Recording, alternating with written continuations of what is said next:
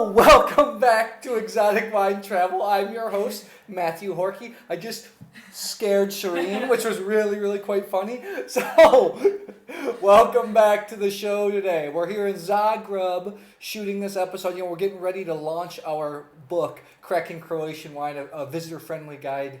A visitor-friendly guide, Cracking Croatian Wine. I'm sorry. It will be in the description box. I don't know what I was thinking. Anyways, we've worked so hard on it. It's taken us 7, now 8 months of living, traveling in Croatia, visiting so many producers, tasting over 1,500 Croatian wines.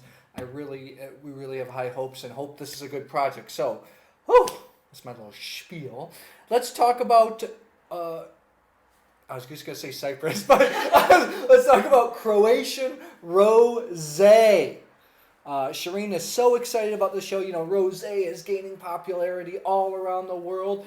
And there are some grapes and styles of rosé here in Croatia that we think are worthy of your attention.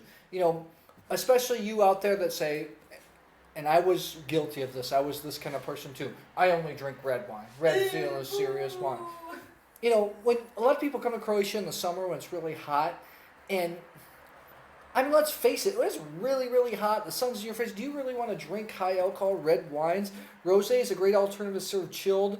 Croatian rosés have some tannins, have a little bit of meat to them. So I think they're satisfying for people like white and reds. They're not Provençal in style. So let's talk about a couple of them. Let's talk about one of Shireen's favorite grapes and a very nice rosé. This is the VINARIJA Rack. VINARIJA just means winery. Rack OPOLO from 2015. This is made of one of Shireen's and one of our favorite grapes here, Babić. Babić. Shireen got so excited about Babić one night she walked around the house just saying Babić. So OPOLO is the traditional name you're going to see for rosé in Croatia, especially in Dalmatia. When you see OPOLO, just know that's rosé, but some people are stubborn and say, no, it's OPOLO, it's not rosé, it's OPOLO. But this is really nice. Babić had some color to it, had some meatiness, had some tannins. It really drank a little bit more like a light red wine. Anything you want to add on this? Yeah, I think you said about all. Yeah. So, and then on top of that, another grape besides Babić that's used to make some stunning rosés here is, this is the SENJANOVIĆ OPOLO from this 2015. This is serious. I love this serious stuff. This was so dark in color that it almost looked like an orange wine, or almost like an oxidative sherry. I think for all the Plavac Mali, when it's made into rosé, it's usually darker in color. But what's distinctive is it has an orange tone to it. Yeah. But that one was particularly a little bit cloudy as well. Yeah. So. And this was awesome. What do I have to say? Plavac Mali is the red grape on the Croatian coast. Usually, it's the offspring of the original Zinfandel. It has some fruit in it. It has big tannins, high alcohol, but it really makes for some nice rosés. So the next one we're actually going to taste is a Plavac Mali. This is from the Komarna region. This is the VOLAREVIC CHIC from 2016.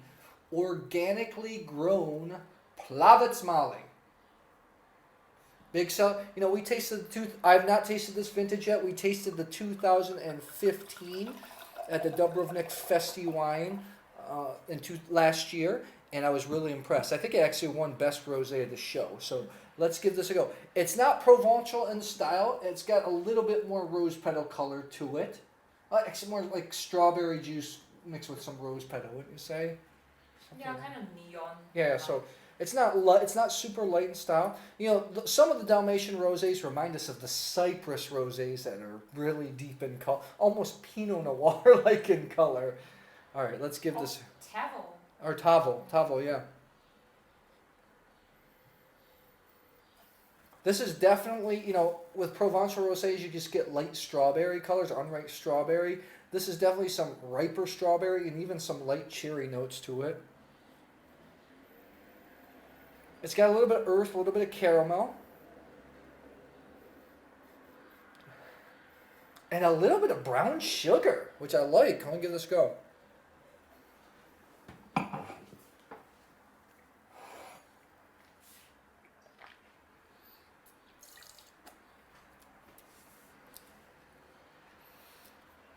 Tell me what you think. This got a little bit of tannins too when you swallow it.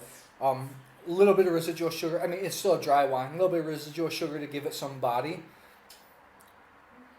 Tannins are nice. What do you think?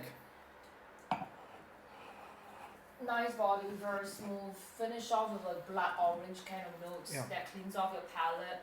More red fruit, strawberry driven, but like you said, there's red cherry to it. I'd also get a little bit of grassy notes on the nose and also the front palate.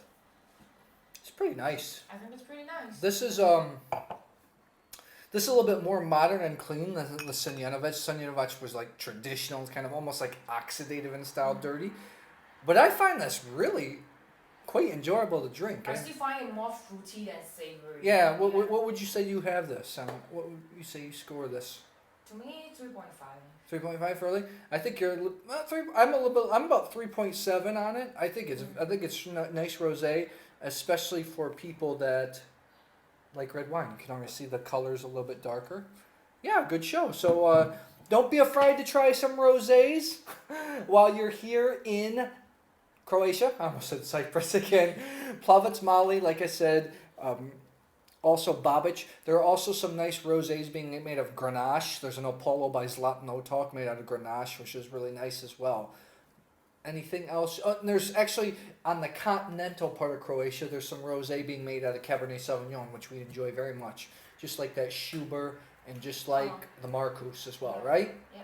Okay, so, yeah, great show. Anything else you want to add on? Rosé! Anything? No, I'm done. Okay, guys, if you like this video, please subscribe to our YouTube channel, Exotic Wine Travel. I will see you in the next episode.